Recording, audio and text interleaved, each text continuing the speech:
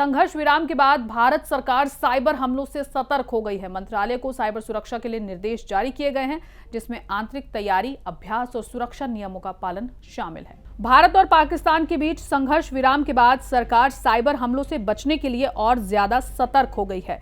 सरकार के सभी विभागों को साइबर सुरक्षा को लेकर कई निर्देश दिए गए हैं।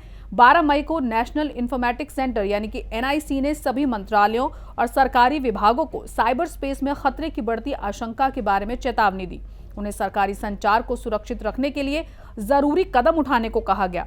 10 मई को सभी मंत्रालयों के सचिव को देश भर में बढ़ते साइबर खतरों और घटनाओं को देखते हुए आंतरिक साइबर सुरक्षा तैयारी अभ्यास शुरू करने के लिए कहा गया। ET की एक रिपोर्ट के मुताबिक इलेक्ट्रॉनिक्स और सूचना प्रौद्योगिकी मंत्रालय NIC और भारत की कंप्यूटर इमरजेंसी रिस्पांस टीम 22 अप्रैल के पहलगाम आतंकी हमले के बाद से ही साइबर हमलों से लगातार लड़ रहे हैं।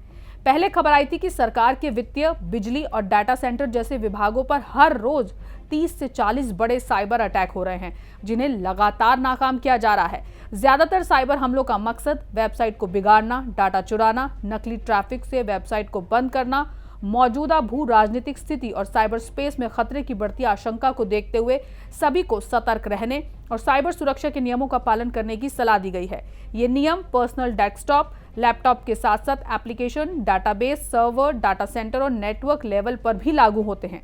इसके मद्देनजर सरकार की ओर से सभी संगठनों को साइबर सुरक्षा नियमों का तुरंत पालन करने के लिए कहा गया। समय समय पर पासवर्ड बदलना, मजबूत और अलग अलग पासवर्ड का इस्तेमाल करना, संदिग्ध या स्पैम ईमेल से बचना, नेटवर्क से बिना पहचान वाले लैंड नेटवर्क डिवाइस को हटाना, सभी PC डिवाइस के ऑपरेटिंग सिस्टम को लेटेस्ट वर्जन पैच में अपग्रेड करना, पुराने उपकरणों को नेटवर्क से हटाना शामिल है।